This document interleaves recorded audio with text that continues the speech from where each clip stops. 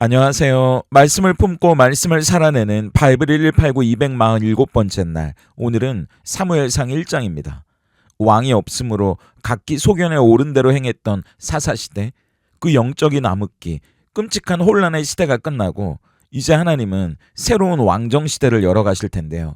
사무엘상은 하나님이 그 새로운 역사를 어떻게 시작하시는지 우리에게 보여줍니다. 먼저 1절부터 8절까지는 엘가나와 두 아내의 이야기인데요. 에브라임 산지에 사는 이 엘가나라는 사람에게 한나와 브닌나라는 두 아내가 있었습니다. 그런데 한나에게는 자식이 없고 브닌나에게는 자식이 있었죠. 이 상황을 성경은 이렇게 이야기하는데요. 5절과 6절을 보세요. 한나에게는 갑절을 주니 이는 그를 사랑함이라.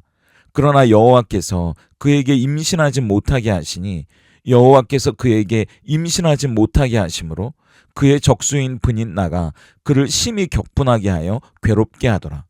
성경은 이 한나의 불임이 우연이나 생물학적인 결함이 아니라 하나님이 주권적으로 그 태를 닫으신 결과라고 두 번이나 반복해서 강조합니다. 그 당시 문화에서 한 여자가 아이를 낳지 못한다는 건 단순히 불행한 정도가 아니라 하나님의 저주를 받은 것으로 여겨졌거든요. 그리고 나중에 늙었을 때 자기를 부양해줄 자녀가 없는 거니까 노후 대책도 없는 거죠. 그러면 당연히 그 가정에서 존재감이 없어질 수밖에 없습니다. 그런데 남편인 엘가나는 매년 실로의 성막에 제사를 드리러 올라갈 때마다 가족들에게 재물을 나눠주는데 이 한나를 특별히 챙겨주는 거예요. 그게 또 다른 아내인 브닛나가 보기엔 화가 나는 겁니다. 그래서 한나에게 분풀이를 하고 괴롭혔다는 거죠. 그때마다 한나가 서러워서 울고 음식을 먹지 못하니까 남편 엘가나가 한나를 위로하려고 애쓰는데 8절을 보세요. 그의 남편 엘가나가 그에게 이르되 한나여 어찌하여 울며 어찌하여 먹지 아니하며 어찌하여 그대의 마음이 슬프냐 내가 그대에게 10 아들보다 낫지 아니하냐 하니라. 엘가나의 위로를 보면서 우린 두 가지를 느끼게 됩니다. 하나는 정말 엘가나가 좋은 남편이라는 거고요. 그렇지만 그 좋은 남편도 한나의 고통을 해결해 줄 수는 없었다는 겁니다. 하나님은 이렇게 우리 인생의 가장 중요한 문을 닫으실 때가 있어요. 그리고 그 닫힌 문 앞에서 어떤 사람의 위로도 어떤 물질적인 보상도 그 문제를 해결할 수 없게 만드시는 거죠. 왜 그러시는 걸까요? 아까 본 대로 한나의 태를 닫으신 분이 하나님이었다는 걸 두 번이나 강조한 이유는 그 문제를 해결할 분도 하나님이라는 걸 알려주시기 위해서였습니다. 그러니까 한나가 하나님께 나아오길 원하셨다는 거죠. 만약 한나에게 이 브닛나의 괴롭힘이 없었다면 어땠을까요? 그럭저럭 아이는 갖지 못했겠지만 좋은 남편 엘가나의 사랑에 만족하면서 안주하면서 그렇게 살았을 거예요. 그런데 하나님은 브닛나라는 가시를 통해 한나를 기도의 자리로 부르고 계셨던 겁니다. 우리가 오늘 만나는 문제들도 마찬가지죠. 하나님이 우리를 부르고 계시는 자리입니다. 동시에 하나님은 사사시대가 어떤 영적인 유산도 남기지 못했던 영적인 불임 상태였다는 걸 한나를 통해 보여주시면서 새로운 문을 여실 하나님이 그 시대에 필요했다는 걸 우리에게 또 보여주시는 겁니다. 이어지는 9절부터 18절까지는 간절히 기도하는 한나와 제사장 엘리의 이야기인데요. 한나는 남편의 위로로도 해결될 수 없는 슬픔과 분노, 억울함을 안고 성소로 나가서 통곡하며 기도하기 시작합니다. 10절을 보세요. 한나가 마음이 괴로워서 여호와께 기도하고 통곡하며 한나는 그 억울한 마음과 원망, 비참한 상태를 하나님 앞에 토해내기 시작하는데 이 치열한 기도 속에 놀라운 변화가 일어납니다. 처음에는 아마 나도 아들 하나만 주세요. 저 브닛나 코를 납작하게 해주게 아들 좀 주세요. 하나님 저 너무 속상해요. 이런 개인적인 기도였을 겁니다. 그런데 기도가 깊어지고 깊어지면서 한나의 기도가 달라지는 거예요. 11절을 보세요. 서원하여 이르되 만군의 여호와여 만일 주의 여종의 고통을 돌보시고 나를 기억하사 주의 여종을 잊지 아니하시고 주의 여종에게 아들을 주시면 내가 그의 평생에 그를 여호와께 드리고 삭도를 그의 머리에 대지 아니하겠나이다. 이건 사실 엄청난 서원이거든요. 그토록 원하시던 아들을 주시면 저 브닛나의 코를 납작하게 만들고 나도 좀 떵떵거리며 살아봐야지라거나 이제 아들도 생겼겠다. 내 노후는 걱정 없을 거야가 아니라 자기 권리를 다 포기하겠다는 거거든요. 어떻게 이런 기도가 가능했을까요? 그런데 이런 경험은 아마 여러분들도 이미 해보셨을 겁니다. 기도가 시작될 때는 단순한 문제, 내 괴로움과 억울함, 그 고통이 출발이었지만 기도가 깊어지면 깊어질수록요. 그 문제보다 우리를 기다리고 계셨던 하나님을 만나게 되고 그 하나님께 집중하게 되는 그런 경험 말이에요. 한나도 그랬을 겁니다.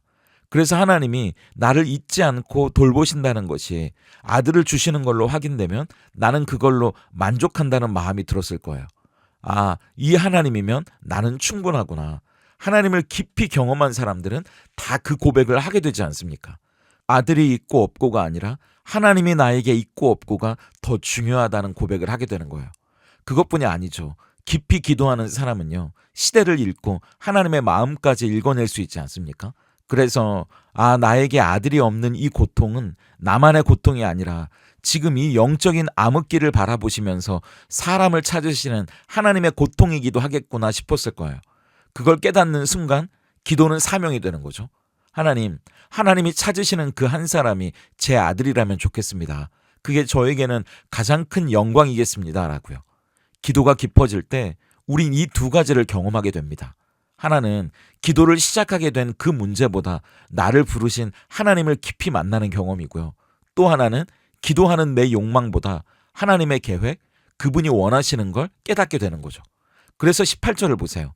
이르되 당신의 여종이 당신께 은혜 입기를 원하나이다 하고 가서 먹고 얼굴에 다시는 근심빛이 없더라. 아직 임신한 것도 아니고 상황은 변한 게 없지만 깊은 기도를 경험하고 하나님의 약속을 받은 사람은 폭풍 속에서도 평안을 누릴 수 있는 겁니다. 마지막 19절부터 28절까지는 사무엘의 출산과 봉헌인데요. 19절을 보세요. 그들이 아침에 일찍이 일어나 여호와 앞에 경배하고 돌아가 라마의 자기 집에 이르니라. 엘가나가 그의 아내 한나와 동침함에 여호와께서 그를 생각하신지라. 한나는 집으로 돌아갔지만 하나님은 한나를 생각하셨답니다. 여기서 생각하셨다는 단어는 노아의 홍수 때 하나님이 물 위에 떠있던 노아를 기억하셔서 바람을 불게 하셨던 것처럼 구체적인 행동을 시작하셨다는 언약적인 표현이에요. 여러분, 성경에서 생각한다는 건 단순히 머리에 뭔가를 떠올린다는 표현이 아닙니다. 구체적인 행동까지를 담는 단어거든요. 저희 교회 이름이 생각하는 교회인데요. 사람들이 그 생각을 세상적인 단어로만 여겨서 생각만 하면 어떻게 하겠냐고 물어보는데 하나님이 생각하시면요. 그곳에 구원이 시작되고 기적이 나타납니다. 우리가 예수님을 생각하게 되면요. 그곳에 복음의 역사가 시작되는 거예요. 그래서 생각은 성경 안에서 정적인 단어가 아니고요. 가장 신적이고 역동적인 단어입니다. 하나님이 한나를 생각하시니까 드디어 다쳤던 태가 열렸고 아들이 태어났거든요. 그 아이가 바로 사사시대의 어둠을 끝내고 새로운 왕정시대를 열어갈 선지자 사무엘이었어요. 그런데 사실 사람들은 화장실 갈 때와 나올 때 마음이 다르다고 하잖아요. 하나님께 그 아이를 바치겠다고는 했지만 막상 그 아이를 품에 안으면 얼마나 예쁘겠습니까? 그럼 한나는 어떻게 했을까요? 한나는 그 아이가 젖을 뗄 때까지 아마 3살 정도가 아니었을까 싶은데 진짜 서원한 대로 그 3살배기 핏덩이를 실로의 성막에 가서 제사장 엘리에게 떼어놓고 오는 겁니다. 주저하지 않아요. 27절과 28절을 보세요. 그 아이를 위하여 내가 기도하였더니 내가 구하여 기도한 바를 여호와께서 내게 허락하신지라. 그러므로 나도 그를 여호와께 드리되 그의 평생을 여호와께 드리나이다 하고 그가 거기서 여호와께 경배하니라. 첫째는 하나님과의 약속을 지키는 한나의 신실함이고요. 둘째는 가장 소중한 것을 드리는 한나의 헌신입니다. 이 아이를 내 욕심으로 움켜쥐고 키우면 그저 엘가나 가문의 아들로 끝나겠죠. 하지만 하나님께 이 아이를 맡기면 하나님이 찾으시는 그 한 사람으로 사용하게 되시는 거예요. 가장 소중한 것을 내어드리는 이 한나의 헌신을 통해 사사시대의 어둠이 걷히고 왕정시대의 문이 열렸습니다. 아브라함도 그랬죠. 내 가장 소중한 아들 이삭을 바쳤을 때, 그리고 한나도 마찬가지죠. 내 가장 귀한 아들 사무엘을 하나님께 드릴 때 비로소 내 가정과 이 시대를 향한 하나님의 위대한 역사가 시작되는 겁니다. 그런데 잊지 마세요. 그것과는 비교할 수 없는 하나님께서 가장 소중하고 귀한 아들 예수님을 아낌없이 우리에게 내어주셨기 때문에 저와 여러분의 인생에도 하나님의 위대한 역사가 시작되었다는 사실 말입니다. 그렇다면 오늘 이 사무엘 1장이 던지는 질문 앞에서 우리는 어떻게 삶으로 대답할 수 있을까요? 그 질문은 나는 결핍을 사명으로 바꾸는 기도의 자리에 있습니까?예요. 한나는 처음에 자기의 불임을 저주로 여겼을 겁니다. 그래서 울고불고 식음을 전폐했죠. 하지만 기도의 깊은 자리에서 깨닫게 됐어요. 이 결핍이 나를 괴롭히려는 하나님의 심술이 아니라 나를 통해 특별한 일을 행하시려는 하나님의 거룩한 초대라는 사실을 말이죠. 오늘 우리에게 결핍은 뭡니까? 건강, 재정, 자녀 문제, 그 결핍 때문에 분인나 같은 세상 사람들에게 조롱당하고 있을지도 모르겠습니다. 그런데 한나가 아이를 쑥쑥 잘 낳았다면요. 그리고 그를 괴롭히는 분인나가 없었다면 한나의 기도도 없었을 거예요. 새로운 시대도 열리지 않았을 겁니다.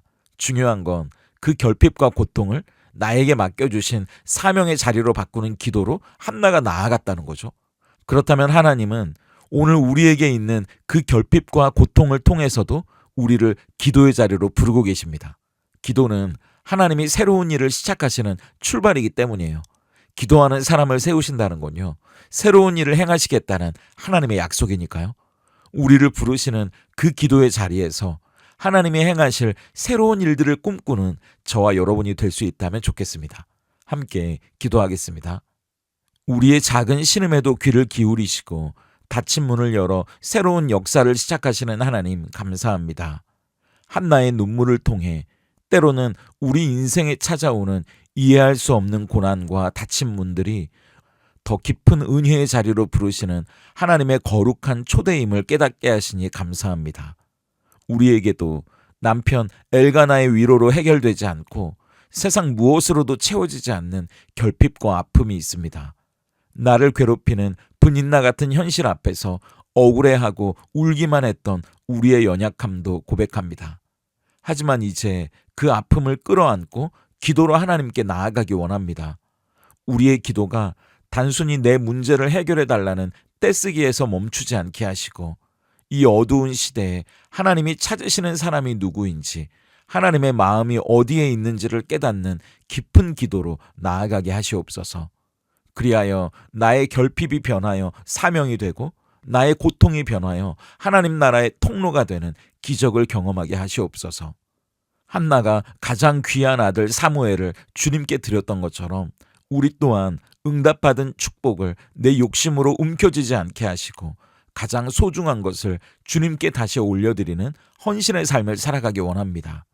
우리를 위해 가장 소중한 독생자 예수님을 아낌없이 내어주신 하나님의 사랑을 기억하며 오늘 기도의 자리에서 새로운 역사를 써내려 가실 주님을 기대하오니 하나님, 오늘도 우리 성도님들을 생각해 주시옵소서. 그들의 삶과 가정과 일터에 새로운 일을 행하여 주시옵소서. 예수님의 이름으로 기도드립니다. 아멘.